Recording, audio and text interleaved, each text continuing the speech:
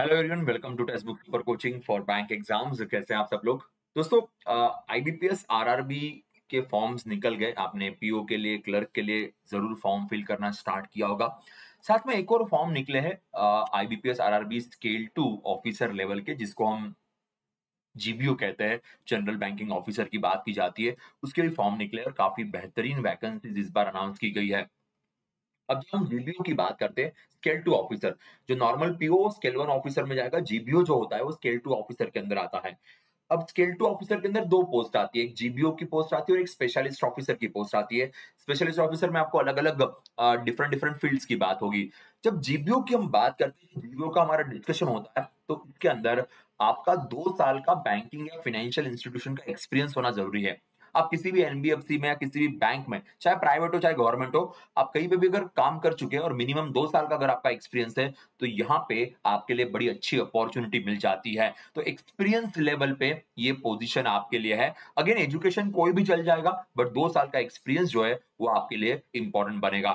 अब इस एग्जाम के सिलेबस की जब बात होती है, तो इस एग्जाम में बेसिकली आरआरबी का जो स्केल 2 ऑफिसर का पोस्ट है, स्पेशली जीबीओ का, यहाँ पे सिर्फ एक ही एग्जाम होगी। प्री और मेंस ऐसे अलग-अलग नहीं होगा, सिर्फ एक एग्जाम होगा और बाद में डायरेक्टली आप इंटरव्यू के लिए जाओगे। तो इस एग्जाम के अंदर फाइनेंशियल अवेयरनेस का भी पेपर आता है और फाइनेंशियल अवेयरनेस यहाँ का बहुत इंपॉर्टेंट बन जाता है। क्यूए, रीजनिंग, इंग्लिश या हिंदी में से कुछ एक आप चूज कर सकते हो, कंप्यूटर रहेगा और साथ में फाइनेंशियल अवेयरनेस।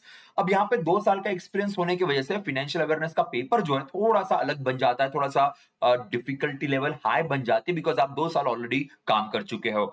इंटरव्यूज़ में जब आप जाओगे, तो इसी फाइनेंशियल अवेयरनेस के बारे में सवाल एग्ज़ाम में पूछे जाएँगे। तो उसी के बारे में बातचीत करेंगे, उसी के बारे में डिस्कस करेंगे। स्पेशली जीपीओ की जब बात करेंगे, तो ये 40 क्वेश्चन वाला जो फाइनेंशियल अवेयरनेस है, ये लेस टाइम कंज्यूमिंग है और एक्यूरेसी ड्रिवन है, पेपर है, और सबसे ज्यादा स्कोरिंग इसी पेपर के अंदर बनती है। स्पेशली आप एक्सपीरियंस जो दो, मिनिमम 2 इयर्स का आपके पास एक्सपीरियंस है, एंड दैट्स व्हाई ये काफी इंपॉर्टेंट सा पेपर बन जाता है। जब आप इंटरव्यू में जाओगे तो भी आपको इसी के बारे में कई सारे सवाल पूछे जाते हैं।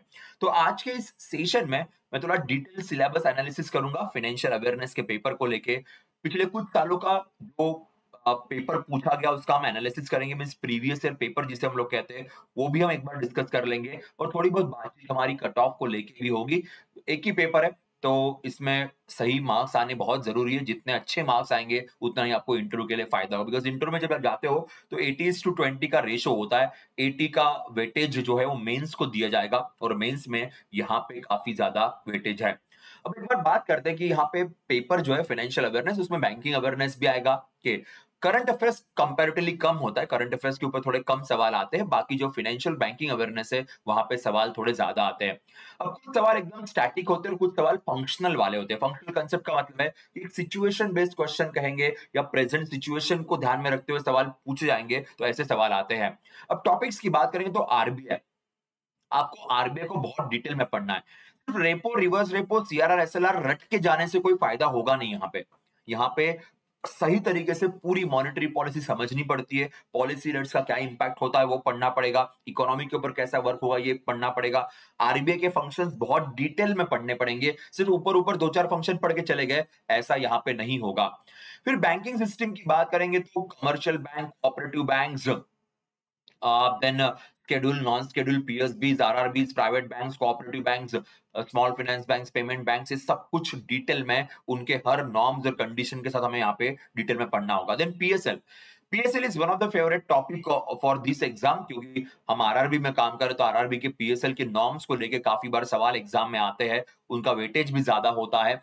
और प्रायोरिटी सेक्टर लेंडिंग एग्जैक्टली कैसे वर्क करता है, हर सेक्टर के डिटेल्स क्या होते हैं, मींस एग्रीकल्चर के अंदर सब पार्ट्स क्या मेंशन किए गए, एमएसएमई के लिए क्या कंडीशंस मेंशन किए गए, हाउसिंग एजुकेशन लोन के लिए क्या कंडीशन मेंशन की गई है, ये सवाल आते हैं। बेसल नॉर्म्स ऑफ कोर्स ये और डिटेल में आपको पूछेंगे, बिकॉज नॉर्मल बैंकिंग में ऊपर ऊपर सवाल पूछ लेते हैं, पर जिसका एक्सपीरियंस है उनके लिए थोड़े सवाल आएंगे। Then NPA, classification of NPA, SARFAESI act, IBC act के, देन प्रोविजनिंग नॉर्म्स, ये एक मेजर फैक्टर होगा। नेगोशिएबल इंस्ट्रूमेंट, एक promissory notes and bill of exchange के, तो हमारे पास वो है, तो they are going to ask in in proper ways, क्योंकि आप टेक में स्पेशली काम करने वाले हो। देन फाइनेंशियल टेक्नोलॉजी, जो नई टेक्नोलॉजीज है उसके इसके एंगल में ना थोड़े से फंक्शनल क्वेश्चन ज्यादा आते हैं। वो बस इतना नहीं पूछेंगे यूपीआई कब लॉन्च किया, यूपीआई का लिमिट क्या है, फंक्शनल क्वेश्चन आएंगे बिकॉज आप काम कर चुके हो फाइनेंशियल सिस्टम में, तो थोड़ा बहुत एक्सपीरियंस तो आपको रहेगा। फिर फाइनेंशियल इंक्लूजन की जितनी भी पॉलिसीज हमारे पास है, या फिर जनधन योजना हो, बिजनेस करस्पॉन्डेंट हो, बैंक की बैंक मित्र हो, लीड बैंक स्कीम्स हो, या कुछ पुरानी भी जो चीजें होगी, NBFCs and housing finance companies, ये भी काफी ज्यादा क्वेश्चंस अट्रैक्ट करता है। उसके बाद हम बात करेंगे कैपिटल मार्केट, मनी मार्केट, ये थोड़ा सा सिंपल बन जाएगा, यहाँ पे डिटेलिंग नहीं होगी जितनी मींस जितनी एक्सपेक्टेड होती है उतनी नहीं रहती, थोड़ा सा इजी होता है। Then current banking and financial affairs की बात करें, प्रेजेंट सिचुएशन में क्या चल रहा है। अब प्रेजेंट सिचुएशन में जैसे फॉर एग्जांपल आरबीआई का एनुअल रिपोर्ट है, आरबीआई के अलग अलग डिफरेंट डिफरेंट रिपोर्ट्स, आरबीआई का बुलेटिन आता है, उसके एंगल में सवाल आएंगे। अगर ग्लोबल इकोनॉमी में आईएमएफ, वर्ल्ड बैंक, एडीबी इन्होंने कुछ नई अनाउंसमेंट्स की होगी, कुछ नंबर्स जैसे फॉर एग्जांपल टैरिफ के बाद काफी नंबर्स चेंज हुए, ये थोड़ा सा सवाल आएगा। प्रेजेंट इंडियन इकोनॉमी के इंडिकेटर्स की सिचुएशन का, जैसे रिसेंटली जो क्वार्टर वन का रिजल्ट आया, इंडिया का जीडीपी 7.8% पे जा चुका है, इन्फ्लेशन हमारा 2% से नीचे जा चुका है, current account deficits, unemployment, forex reserves, FDI, ये कुछ क्वेश्चंस आएंगे। और पेमेंट सिस्टम में अगर कुछ नई चीजें, जैसे for example national payment corporation of India ने रिसेंटली लिमिट्स चेंज कर दी है, रिसेंटली ट्रांजैक्शन के जो लिमिट्स है उसमें थोड़े बदलाव किए गए, तो they can ask this question, ये भी सवाल एग्जाम में बनते हैं। और आरबीआई सर्कुलर्स मेजर फैक्टर, कई बार बैंकिंग के स्टूडेंट्स आरबीआई सर्कुलर को थोड़ा सा नजरअंदाज कर देते हैं, पर यहाँ पे हमें डिटेल में अच्छे से यहाँ पे बात करनी पड़ेगी, ये हमारा मेजर एक इंपॉर्टेंट पार्ट रहेगा। आरबीआई की मॉनेटरी पॉलिसी तो पढ़नी है, सिर्फ इसमें नंबर्स नहीं, बाकी भी चीजें। फिर गवर्नमेंट स्कीम्स की तरफ आते हैं। अब यहाँ पे गवर्नमेंट स्कीम्स ना ज्यादा डिटेल में नहीं आती, यहाँ पे जो भी गवर्नमेंट स्कीम पूछी जाती है वो बेसिकली क्रेडिट फैसिलिटीज को लेके, इंश्योरेंस फैसिलिटीज को लेके, रूरल फाइनेंस को लेके और बैंकिंग को लेके, वही गवर्नमेंट स्कीम्स आती है। नॉर्मल बैंकिंग में जब हम जाएंगे तो हमें बहुत सारी अलग अलग स्कीम्स पढ़नी पड़ती है, बहुत सारी अलग अलग स्कीम्स के ऊपर बातें करनी पड़ती है। यहाँ पे जो स्कीम्स आएगी वो एक लिमिटेड एंगल में ही आएगी, तो कुछ नाम मैंने यहाँ पे मेंशन किए, उतने भी पढ़ लिए तो भी हमारे लिए इनफ रहेगा। फिर हम बात करते हैं फाइनेंशियल इंक्लूजन एंड रेगुलेटर्स की। अब जो हमारी रेगुलेटरी बॉडीज है, जैसे आरबीआई तो है ऑफ कोर्स, उसके बारे में हमें पढ़ना ही पड़ेगा, साथ में सेबी, आईआरडीए, पीएफआरडी, आईएफएससीए, तो ये जितनी भी सुपरवाइजरी रेगुलेटरी बॉडीज हमारे पास है कि इन सब के बारे में हमें डिटेल में पढ़ना पड़ेगा। अकाउंट एग्रीगेटर्स 9 साल पूरे हुए हैं, तो ये फिलहाल काफी चर्चा में, काफी न्यूज में चल रहा है। फिनटेक रेगुलेशंस है, गिफ्ट सिटीज के बारे में डिस्कशंस है, तो ये भी फैक्टर्स काफी क्रूशियल रहेंगे। कि इंटरनेशनल, हाँ, इंटरनेशनल फाइनेंशियल इंस्टीट्यूशंस के रिपोर्ट्स के ऊपर सवाल आते हैं। हम कई बार ना वर्ल्ड बैंक, आईएमएफ के सिर्फ बेसिक पढ़ के जाते हैं, they do ask question about some reports, तो इसके पहले भी पूछे गए हैं। तो ये पूरा डिटेल एनालिसिस हो गया हमारे पेपर का, इन टॉपिक्स में से या इस तरीके से या इन चीजों के ऊपर एग्जाम में यूजुअली सवाल पूछे जाते हैं। मैं डिटेल में प्रीवियस ईयर पेपर भी आपके साथ डिस्कस करने वाला हूं, पर उस प्रीवियस ईयर पेपर को डिस्कस करने से पहले आज अभी इस सेशन में प्रीवियस ईयर क्वेश्चन पेपर्स का थोड़ा सा कहां से कितने सवाल पूछे गए, कहां से कितना परसेंट वेटेज दिया गया, ये भी डिस्कस करेंगे। जैसे फॉर एग्जांपल यहाँ पे अगर हम पिछले कुछ 4-5 सालों का पेपर डिस्कस करें, तो static banking 20 to 25%, current banking finance, मैंने कहा था आरबीआई सर्कुलर्स या रिपोर्ट्स 40 to 45% वेटेज यहाँ पे होता है। Economy indicator schemes 20 to 25% weightage, international report 10% weightage. तो अगर आपने इसको लास्ट में रखा तो भी चलेगा, कोई दिक्कत नहीं है। बट करंट बैंकिंग फाइनेंशियल जो कंडीशन है, सिचुएशन है, वहां पे सवाल ज्यादा आते हैं, क्योंकि वो एक्चुअल शो करता है कि आप कंसेप्चुअली कितने स्ट्रांग हो। सिर्फ रटने वाले होंगे तो कोई फायदा नहीं। अब जब हम बात करते हैं प्रीवियस ईयर पेपर एनालिसिस की, तो 2020 से 2023 तक के सारे एनालिसिस यहाँ पे मेंशन किए गए। सारे एनालिसिस के हिसाब से core sorry current banking economy के ऊपर 60 to 70% क्वेश्चन आए, स्टैटिक बैंकिंग के ऊपर 20 to 25% क्वेश्चन आए, स्कीम और इंस्टीट्यूशंस के ऊपर 10 to 15% क्वेश्चंस यहाँ पे पूछे गए हैं। स्कीम वाला पार्ट छोटा है, तो 10-15% भी अगर बनते तो बड़ा अच्छा रहेगा। अब डिफिकल्टी लेवल की बात करें तो 2020 मॉडरेट, मोर स्टैटिक के 21 करंट के ऊपर ज्यादा सवाल पूछे गए, 2022 mix economy and current banking के, एंड इस ही focus on the RBI updates and. अब धीरे धीरे आप देखोगे ना तो स्टैटिक का वेटेज कम होते जा रहा है, ये बट ऑब्वियस है। स्टैटिक का वेटेज ऑलमोस्ट हर एग्जाम में कम होते जा रहा है, बिकॉज स्टैटिक में ना लिमिटेशन होती है, पूछ पूछ के वही रटे रटाए सवाल नहीं पूछेंगे आपको।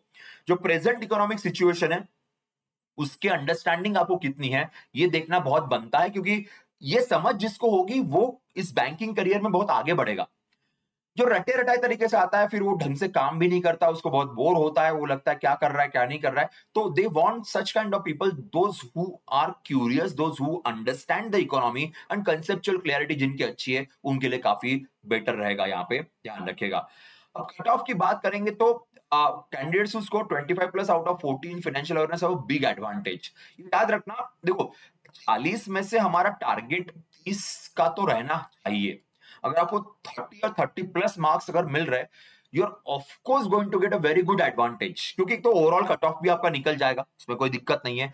जब आप जाओगे इंटरव्यू के लिए, तो जिसको 30 प्लस मार्क्स मिल रहे हैं उसके पास नॉलेज है, ऑटोमेटिक उसके पास नॉलेज है, so automatically going to get a very good marks in interview also.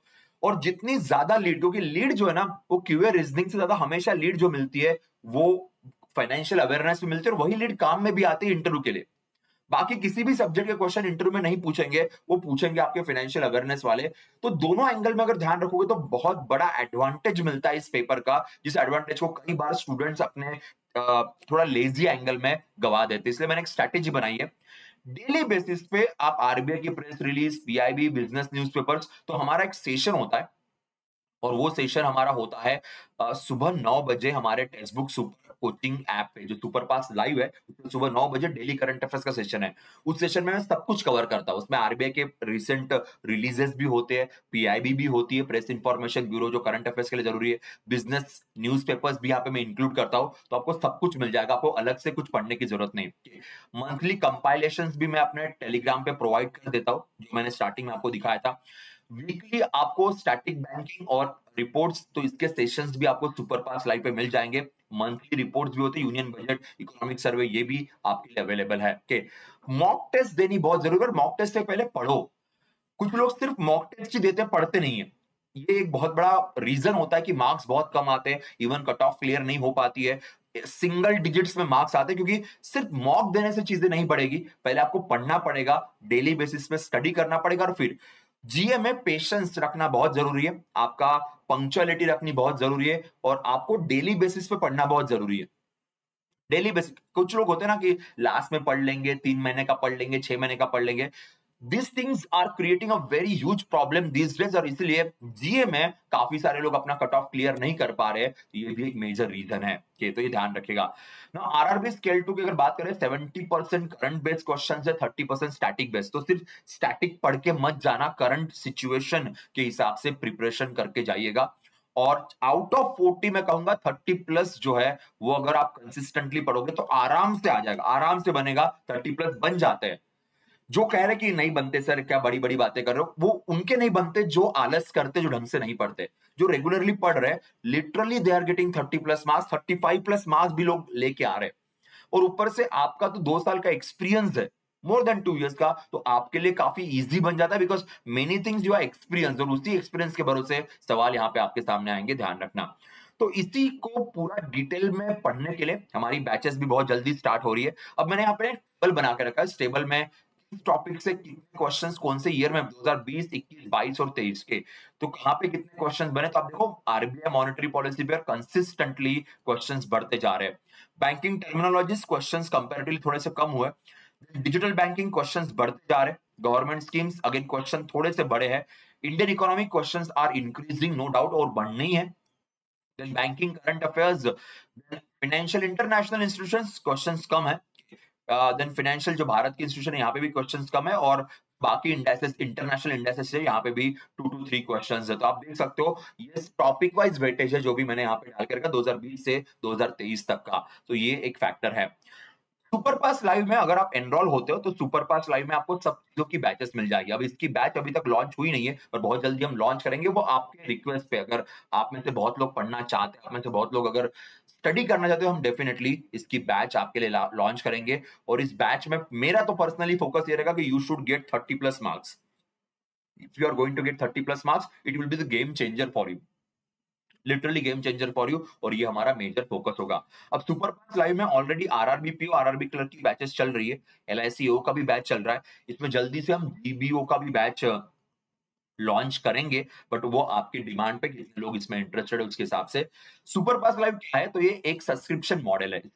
Subscription model में आपको सारे एग्जाम्स की बैचेस मिल जाती है, नॉट ओनली बैंकिंग, इंश्योरेंस, अगर एसएससी, टीचिंग या कोई गवर्नमेंट एग्जाम्स के लिए भी प्रिपेयर करो तो उसकी भी बैचेस यहाँ पे अवेलेबल होगी। So only one subscription is required. इसमें टेस्ट सीरीज भी रहेगी, लाइव लेक्चर्स भी रहेंगे, नोट्स भी रहेंगे, किसी भी चीज के लिए आपको एक्स्ट्रा पैसे देने की जरूरत नहीं पड़ेगी। तो इसमें क्या है, इसमें आपको हमारे ऐप पे जाना होगा, ऐप पे जाके सुपर पास लाइव सर्च कीजिए।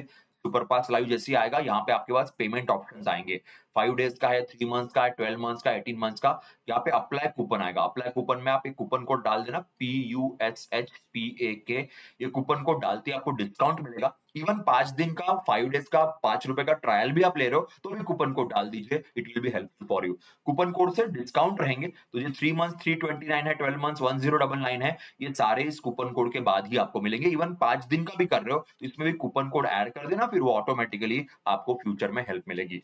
ठीक है दोस्तों, तो ये था हमारा आज का सेशन के। इस टेलीग्राम ग्रुप से आप मेरे साथ जुड़ सकते हो, सारी इंफॉर्मेशन भी आपको यहाँ पे मिल जाएगी। और अगर बैचेस जो हम लॉन्च करने का कंप्लीट प्लान बना चुके हैं, वो आप पे, आपके रिस्पॉन्स पे, अगर आप चाहते हैं कि हम इसके लिए अलग से बैच लॉन्च करें तो definitely you can be the part of this particular journey. Okay, that's it. कुछ और सवाल होंगे तो आप डेफिनेटली कमेंट सेक्शन में डालिए या फिर टेलीग्राम पे भी पूछ सकते हैं। Okay, bye bye, take care.